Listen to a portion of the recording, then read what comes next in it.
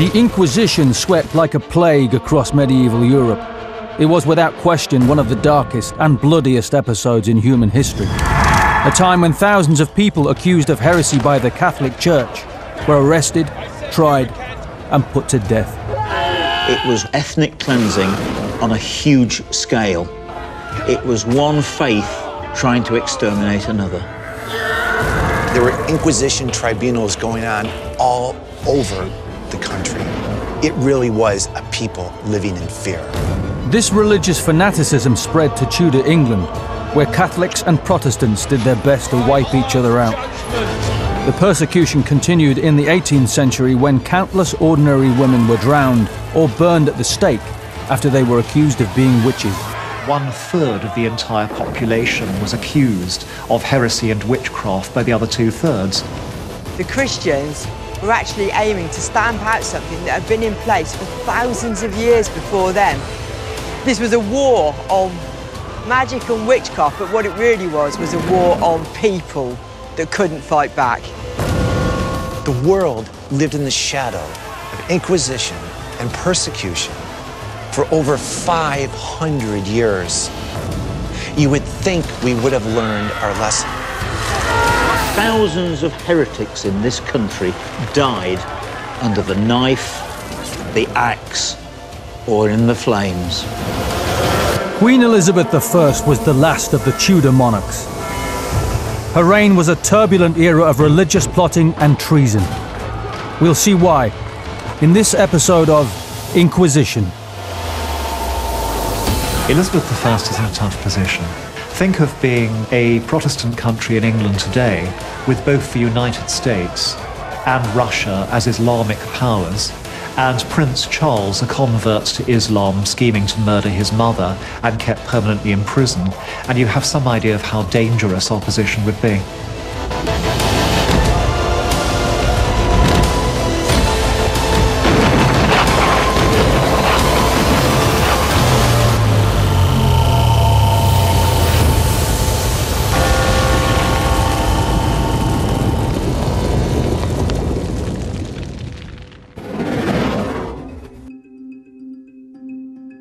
With France, Spain, Italy, Portugal and much of the New World in the firm grip of the Holy Inquisition in the 16th century, it was a brave king who would choose to break with mighty Rome. But Henry VIII was not only brave, he was strong and ruthless, and a devout Catholic until it prevented him from getting his own way. He was certainly not about to let religion prevent him from divorcing his first queen, Catherine of Aragon, in order to marry his beautiful mistress, Anne Boleyn. If the Catholic Church wasn't fit for purpose, he'd find one that was. His own one, in fact, the Church of England. And with the Act of Supremacy of 1534, that's exactly what he did. Henry's abrupt change of faith forced thousands of Catholics to practice their religion in secret. If they were caught, they faced the threat of trial and execution once they were found guilty. Things changed again when King Henry's fiercely Catholic daughter, Mary, eventually claimed the throne after the short reign of Edward VI in 1553. Queen Mary spent most of her life in prison. She had seen her mother tossed aside by Henry VIII. She had seen her beloved Catholic faith outlawed.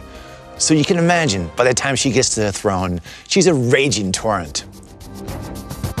Mary only reigned for 4 years, but during those dreadful years, she did everything in her power to eradicate, to get rid of these stinking Protestant heretics that had defiled her faith for so many years while her father and brother were on the throne. And she did a very good job. She was, of course, called Bloody Mary, and she certainly lived up to her name. As far as Mary is concerned, she is somebody chosen by God to bring England back to the true religion. And golly, God has tested her by keeping her on the receiving end of hatred, suspicion, abuse, persecution, ill treatment for most of her adult life. And then at the last minute, when she's actually destined to be arrested and thrown in the tower, or even put to death, in favour of a queen called Lady Jane Grey. That coiled spring of hatred and resentment is released. She seizes power, sweeps the country behind her to back her, and then it's payback time.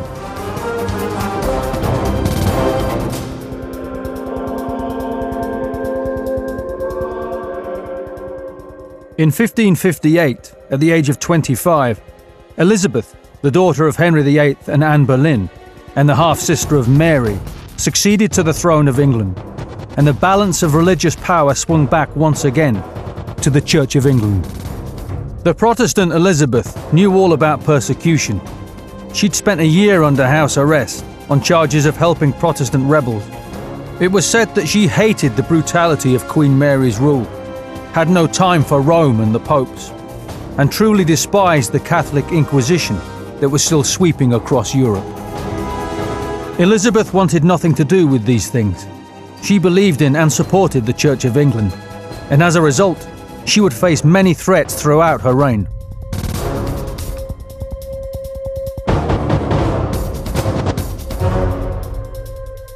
Queen Elizabeth's position was very difficult in these days.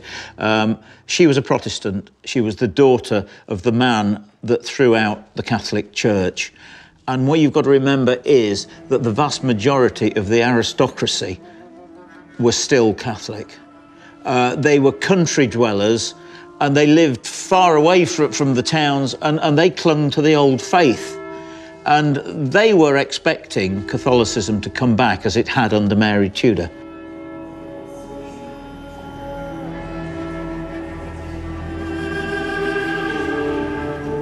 Elizabeth I is in a tough position. For any European ruler of her age, the threats are vicious religious conflict, constant assassination of royal leaders, murdering royals is part of the politics of the age, and ruinously expensive warfare. So she needs to be on her guard. She has no reliable Protestant heir for half her reign. She has no loyal relatives. She's got her friends, she's got her subjects, otherwise she's on her own. And don't forget, she is in a corner as the most powerful Protestant ruler of the age. Think of being a Protestant country in England today, with both the United States and Russia as Islamic powers, and Prince Charles, a convert to Islam, scheming to murder his mother and kept permanently in prison, and you have some idea of how dangerous opposition would be. Elizabeth's position was perilous, there's no doubt about it. What you've got to remember is that in those days, in the 1500s, religion meant everything. And to ask someone just to suddenly change their faith, it was very similar to asking a Derby County supporter to wear a red and white Nottingham Forest shirt. A lot of these guys would die, and a lot of people in those days were prepared to die for their faith. And there were so many plots against Queen Elizabeth. She was in a very, very, very difficult position, and she must have been terrified of being murdered, assassinated, overthrown by the Catholics. She'd got a court full of people. She was ruling, but most of the people in court were fair weather Protestants, and really deep down were still Catholics, and were waiting for the day when Philip of Spain led the Armada.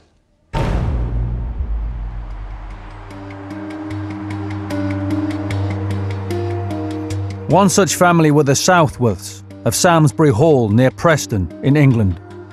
They were typical of many Catholic families. They didn't stop holding masses, they just held them in secret. The authorities had long suspected the Southworths of harbouring priests and plotting against the Queen, and they knew it.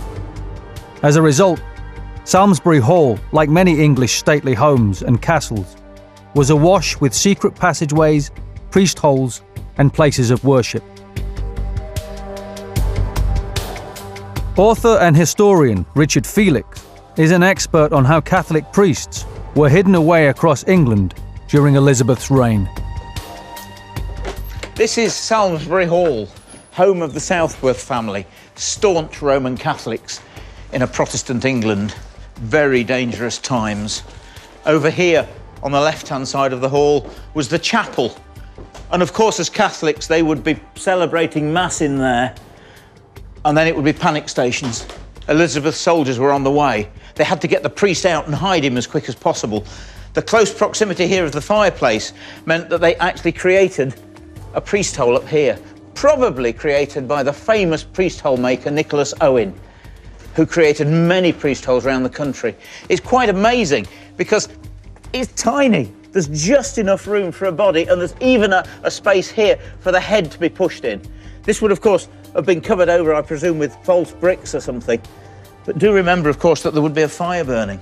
So before he went in there, he would have to cover his robes with water to stop him burning while he was in there.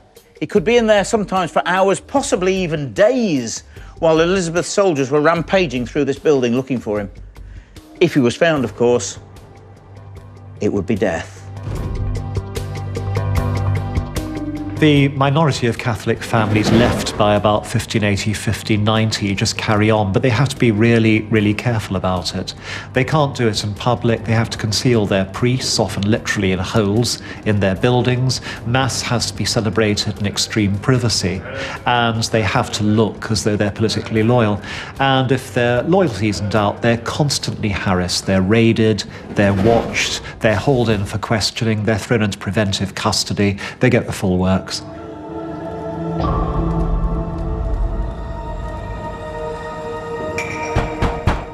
In the reign of Queen Elizabeth, Catholic worship went underground. It didn't stop, but it had to be done in secret. So imagine these old manor houses and the priest conducting a little ceremony, and all of a sudden, here come the authorities. So what are you gonna do? You shove them up the chimney, or in most cases, they probably hit them under the floorboards.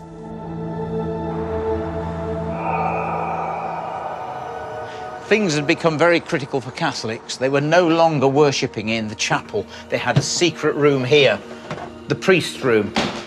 The priest would be here, knelt in front of the cross, the family inside for Mass. Windows so you could see if anyone was coming. All of a sudden, be panic. The soldiers are coming. The Bible will be taken away and hidden in here, and of course locked. The cross taken down and hidden in here. The priest then, what are we going to do with him? He had to go into one of the priest holes that were here. Through here. Still hollow. There would have been a secret entrance, probably one of these beams hinged, lifted up, the priest pushed inside, and this closed. And he would be crouching in the corner, terrified, waiting for Elizabeth's soldiers to come searching through the building.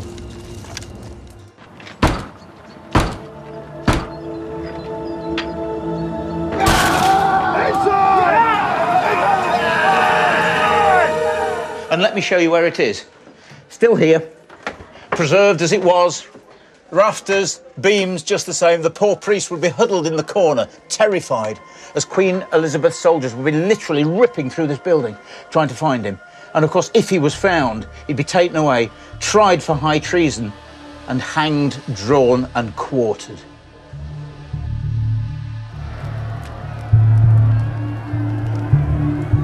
Needless to say, outlawing Catholic worship did not make Queen Elizabeth popular with many of the most ancient noble families in England, many of whom could trace their allegiance back to Rome several generations.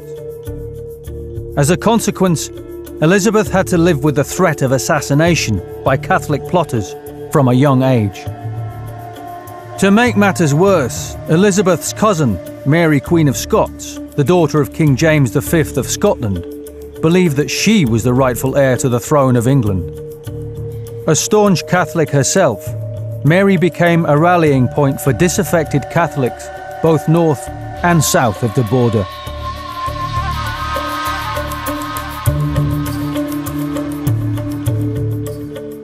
Roman Catholics go down quite quickly to a small minority in Elizabeth's reign. The vast majority of the ruling class simply see that by towing the Queen's line in religion, you keep getting along, which leaves about 5% of devoted Catholic noble families, most of whom are totally loyal. They manage to get the idea you obey the Pope in religion, you obey the Queen in politics, and that should keep everybody happy. Alas, for all concerned, there's maybe 100 individuals who don't toe the line and actually want to murder Elizabeth. The Catholic families, of course, the wealthy Catholic families, saw no wrong in what they were doing because they were sticking to the true faith, the only faith. And of course, Queen Elizabeth, in their eyes, was illegitimate. She was the daughter of Henry VIII's second wife. And as a good Catholic, of course, Henry VIII should only have had one wife. So Queen Elizabeth was a bastard and should have been murdered. And that's exactly what they were plotting to do.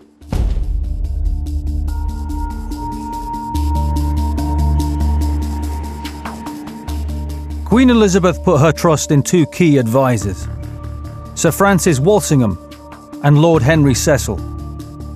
These two faithful servants explained fully to the Queen the dangers to her from Catholics at home and from Roman and Spanish assassins abroad. As a result, Mary Queen of Scots was kept under house arrest in various manor houses and castles far from the royal court in London.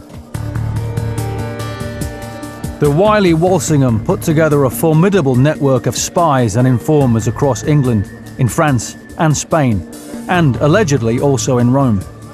He knew full well that the key to discovering and crushing plots at an early stage was to receive a constant flow of information. Elizabeth was actually very tolerant when it comes to religious faith, but not her advisors. They were outright paranoid, particularly about Catholics, so they sought out and executed it because they feared they were a threat to her reign. But how far can we go? Well, you were saying you used to take Somerset. Well, I could bring Emily information in. Elizabeth had a group of advisors, mainly elderly men, funnily enough, father figures. She was aware of the amount of plots that were being hatched against her. And so guys like Cecil and Walsingham set up the most amazing spy network, an early day MI5, to be quite honest with you, basically against Catholics who were plotting to invade England, to kill, to murder Queen Elizabeth. And this went right through Europe and to the lowliest people in the villages. Walsingham had a fantastic network set up. You must be 100% sure on this. All right. I have to put my name to this document. And you must be careful. Elizabeth's spy network was absolutely crucial to her longevity on the throne. She knew who was talking about who, what, when, and why. She had spy networks from peasants to nobles. She had all of her bases covered.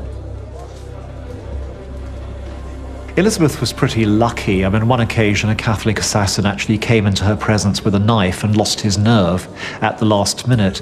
But generally, we can say that had not her courtiers been so vigilant, had they not constantly infiltrated Catholic networks and kept this huge chain of spies, then Elizabeth would be dead, prematurely, violently, and extinguished politically.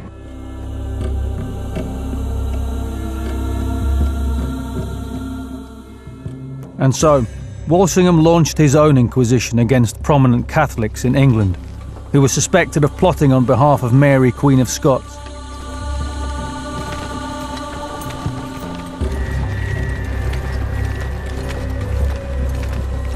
Hundreds of Catholics were arrested and tortured, and many were tried and executed for treason. After the 4 years of terror and torture and burnings under Bloody Mary, all of those people, of course, being executed for heresy, the tables were turned. Everyone had become Protestant again, and this time the Protestants turned it against the Catholics, and they were considered heretics and traitors. But of course, traitors not only to the Queen, but also to God.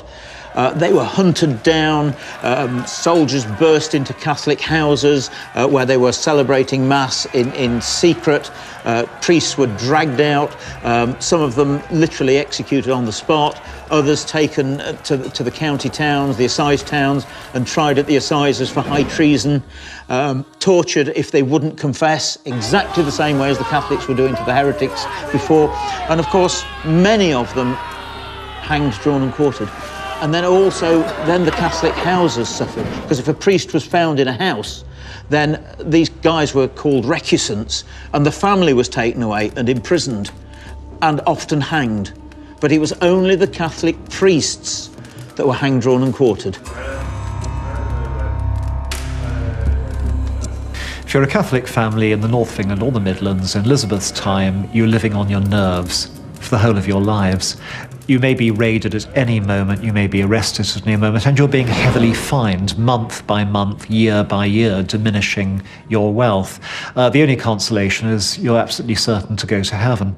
If it gets really bad, then the guards are around your house for days, waiting for your priest to get starved and smelly enough to come out of his hole. The penalty for treason, of course, was death. But the method of execution was perhaps one of the most barbarous ever devised.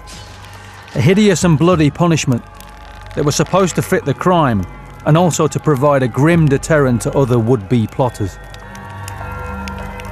Hanging, drawing, quartering was the sentence for high treason in this country, but it was not only treason against the Queen or the King, it was treason against God. And many Roman Catholic priests in this country were hanged, drawn and quartered for heresy. The sentence was that you and each of you be taken from this court to a place of execution where you will be severally hanged, but taken down while you are still alive, your privy parts cut off and burnt before your eyes, your bowels and entrails to be taken out and also burnt, your head then to be severed from your body, and that body then to be divided into 4 equal quarters, and those quarters to be at the disposal of Her Majesty Queen Elizabeth. This is a real drawing, quartering and beheading block. Basically, this is a butcher's block designed for human beings.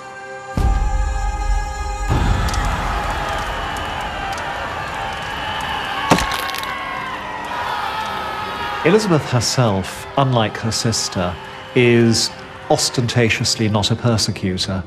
She makes it clear that she isn't interested in what people believe in private, just as long as they conform in public and obey her politically. But even so many Roman Catholics refuse to conform in religion, and all they're doing is celebrating their faith, holding a mass, that around 200 of them are put to death by the long drawn-out, humiliating and very public fate of hanging, drawing and quartering.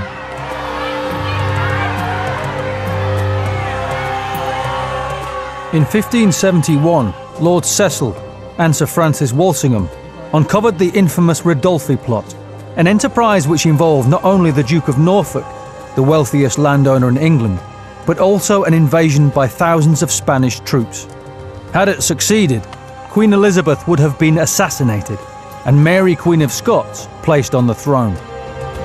Norfolk was executed for his part in it, and the English Parliament introduced a bill barring Mary from the throne. In 1586, private letters written by Mary were intercepted by Walsingham's spies, which proved that Mary had sanctioned the attempted assassination of Elizabeth as part of the infamous Babington plot. Mary was put on trial and sentenced to death. Elizabeth really didn't want to have her cousin executed. She fought long and hard and resisted it. Legend has it that the death warrant was actually pushed in with some of the papers, which she signed by mistake. But I don't think that was true, but Walsingham would have it. And of course, eventually Elizabeth did sign it. She wanted it to be quiet and clandestine, but of course it became far from that, because there were actually 300 nobles at the execution, and it turned out to be one of the most horrendous and messy executions of any queen in British history.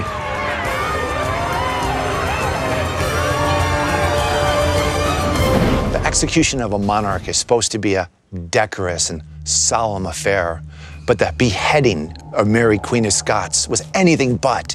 It was a bloody, botched mess.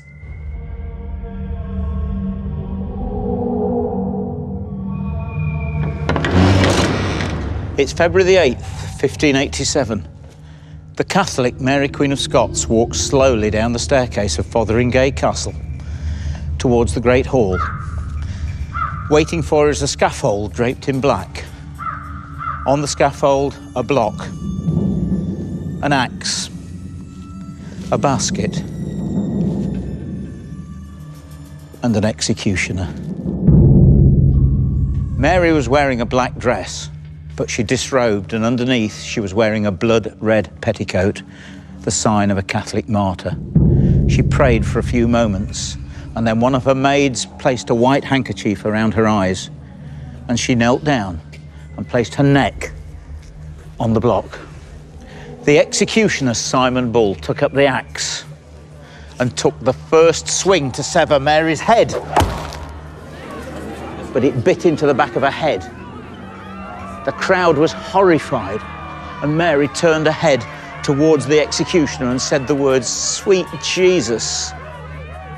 She placed her neck back on the block, and Simon Bull took the second blow, and still he didn't completely sever the neck.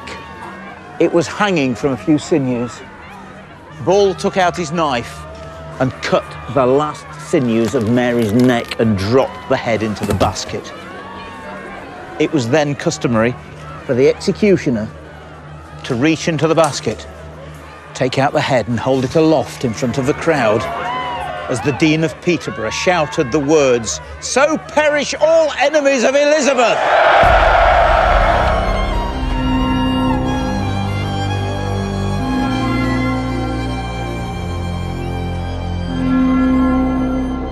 With Mary, Queen of Scots, gone, and most of the prominent Catholics in England cowed into submission, Elizabeth's golden age had really begun. Perhaps a crowning triumph came in 1588, the year after Mary's execution, with the famous defeat of the Spanish Armada against overwhelming odds. There'd been a long fight between Catholics and the Protestants, between the Tudors and the Popes, for the hearts and minds of England. For nearly a century, England had swung from a devout Catholic nation to a Protestant one under King Henry and Edward VI, only to revert to Catholicism under Queen Mary Tudor, and then back to being Protestant again under Queen Elizabeth. Every monarch had been beset by problems of religion, and a great many men and women of all callings had died for their faith. Plots had been hatched and thwarted by the watchful eyes of the state. Courtly and political intrigue were rife. But at the end of it all, the Protestant faith was firmly established in England, and the crown was secure. England went through the most dreadful religious turmoil. If you can just imagine the average amount of information that a working person took in their lifetime in the 1600s, we today take in 1 week. So in other words, all people were really bothered about was work, creation of children and their religion. And all of a sudden these poor people are told, in the reign of Henry VIII, you're no longer a Christian, you're a Protestant. Then Mary comes along and you're no longer a Protestant, you're a Catholic. And then for God's sake, all of a sudden Elizabeth comes along. Oh, by the way, lads, we're all changing again, we're all going to be Protestants. People were prepared to die for their faith in those days, and thousands of them did. Well, you lot can run away and hide if you want, but I am not going to stand by and let my family burn! When Queen Elizabeth died on the 24th of March 1603, aged almost 70, her coffin was carried down the River Thames at night to Whitehall on a barge lit with torches.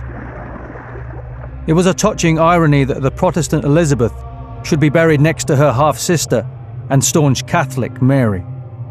The inscription on their tomb simply reads, "Consorts in realm and tomb, here we sleep, Elizabeth and Mary, sisters, in hope of resurrection."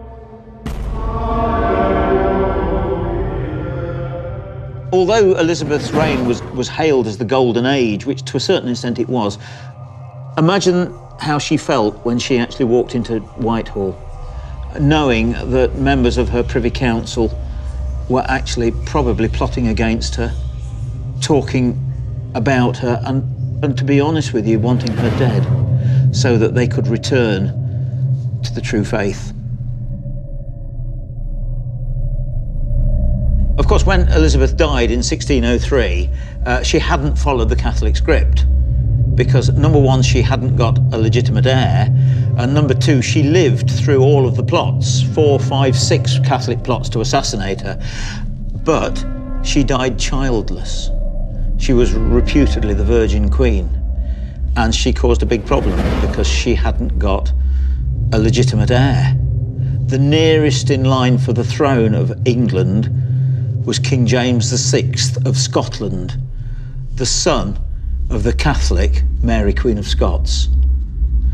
And James was invited to take the throne of England, thus uniting England and Scotland, and James became King James I of England.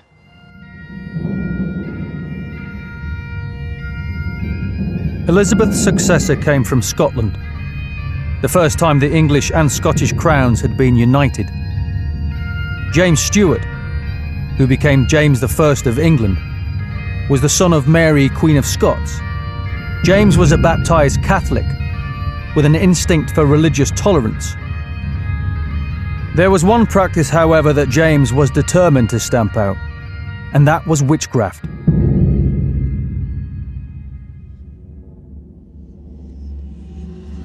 His book Demonology, which was published in 1597, set out very clearly his views on the subject.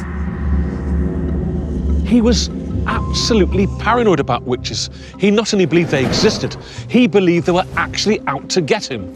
And therefore he wrote this book called the Demonology Book. And the Demonology Book was given to every magistrate in Great Britain for the sole purposes of looking for witches.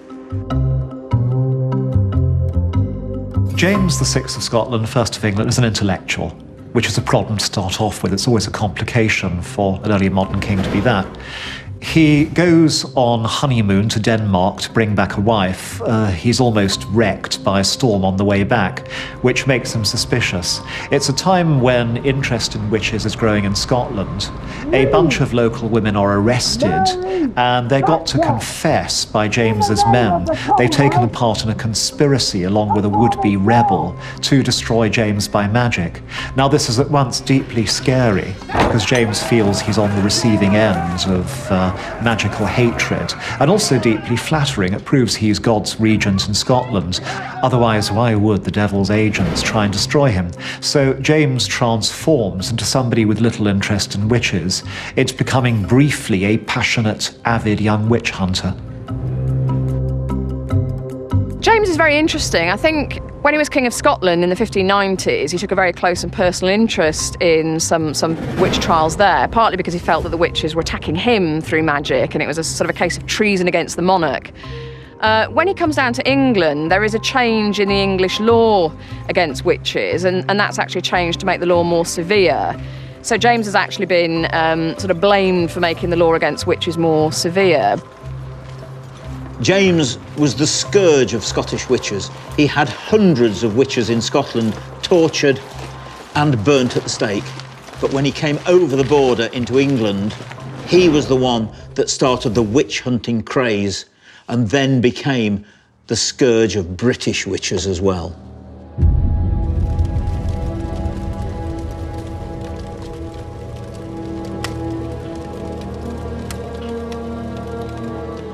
The witch-hunting craze was no stronger anywhere than in England, and the trials of the so-called Pendle witches in 1612 are some of the most infamous. It's a startling tale. 12 women from the Pendle Hill area of Lancashire were charged with the murders of 10 people through the use of witchcraft. They were accused of summoning demons, of cavorting with the devil, of placing curses on others, and of making foul potions. Simon Entwistle is a local historian who's investigated the story of the Pendle witches, and he firmly believes there was a grave miscarriage of justice. Welcome to the beautiful village of Downham. Now, every part of Great Britain has a famous story behind it, and in this part of the world, it's witchcraft. To our far, far right, we have the hypnotic, panoramic Pendle Hill.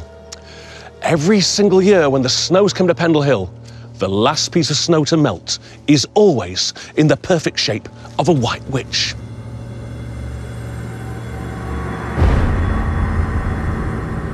Let's turn the clock back literally 400 years and the story of the Pendle Witches. Living on the slopes of Pendle Hill in small cottages were various people that just wished to live away from society. Every human being's got to eat and every human being has to have income, and their income was to beg off travellers making their way over the hill. Our story really starts, though, on the 18th of March, 1612, when young Alison Device left her cottage, known as Malkin Tower, and walked along the foothills of Pendle. She had the misfortune of meeting a pedlar called John Law from Halifax. Now, John Law was basically a walking salesman. Alison begged of him. "Oh, please, sir, just a few pins, sir. Be on your way," shouted John Law. And he very cruelly slapped the girl across the face. All of a sudden, a huge black dog came from nowhere, and the dog sat next to Alison, and the dog talked. "Alison, shall I lame him for you?" "Lame him!" she screamed. All of a sudden, Law fell to the floor and found to his horror, his left arm, his left leg were completely paralysed. He lay in the hill in agony. The kind people of Cone could see him, and they sent a stretcher team to carry him down to the old alehouse called the Greyhound. Their letters were sent back to Halifax, and the eldest son, Abraham Law, set out to pick his father up. "Father, what's happened to you? You look terrible. Been cursed. Witch on the hill. Young lass called Device. Get the magistrate. I want justice."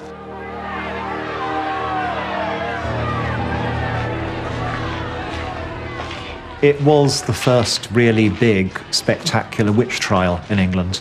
And it happened because a born-again Puritan Christian JP called Roger Nowell bought into fears that a couple of local criminal families were worshipping Satan and destroying their neighbours by witchcraft, and went for those big time. He got a sympathetic pair of judges, he got the local community on his side, and the result was a bloodbath, or at least a noose bath.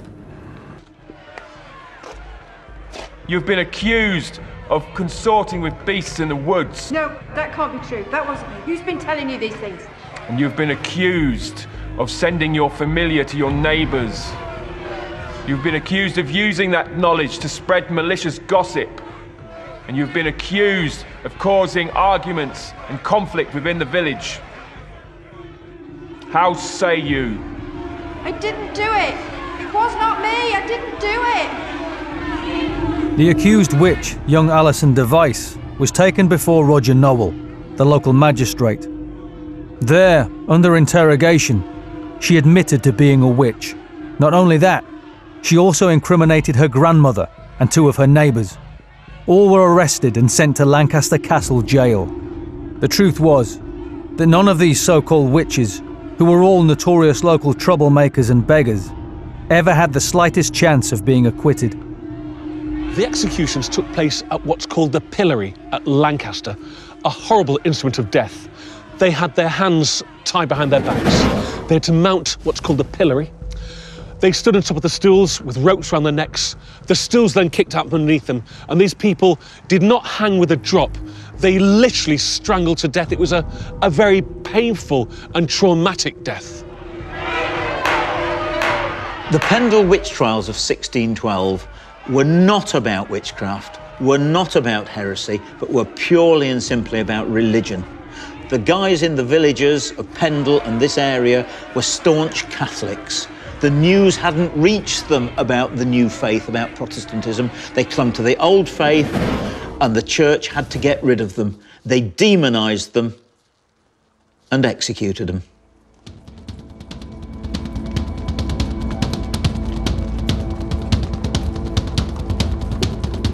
So as England moved into the 17th century, it left behind an intense period of persecution and fear. Almost a century had passed, where your life or death could hang on which faith you supported, where every village, town or city had informants, where England was constantly at war with either France, Spain or both. And yet the new century would bring with it another form of Inquisition and heresy, the hunting down and abolition of witches. You have to remember just how incredibly superstitious England was during the 17th century. They believed in God, they believed in fairies, they believed in demons, and they sure as hell believed in witches.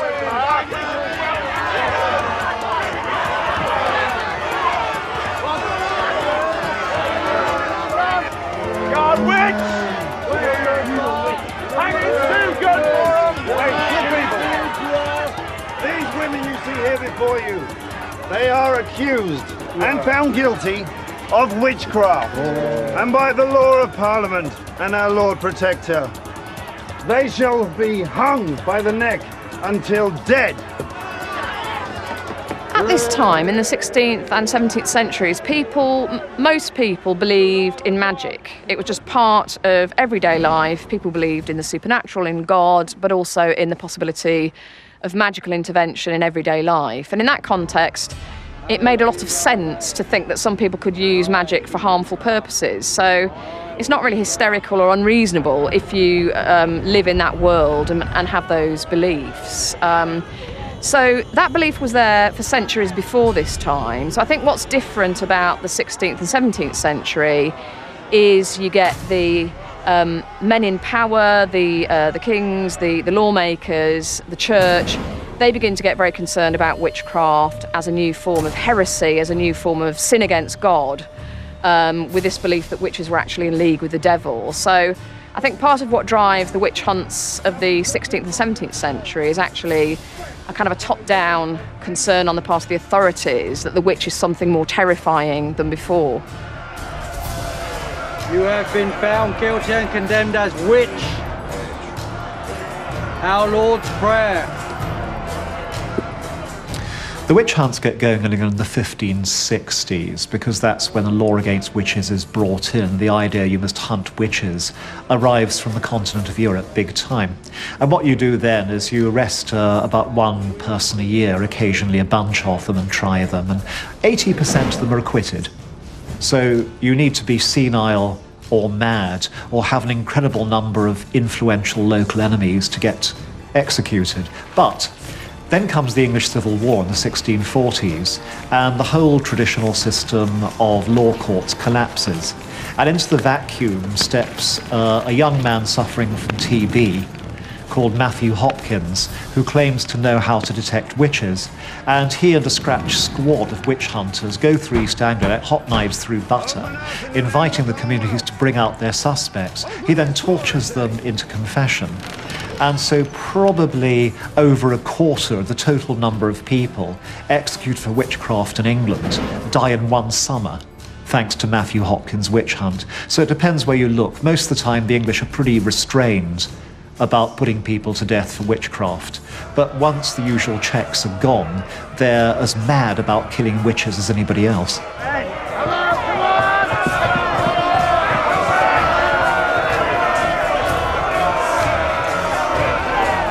I think thousands of women were probably totally innocent of the crimes against them, really. Women were persecuted, there's no two ways about it. Thousands upon thousands of women were executed in this country. It was one of the darkest periods of England's history.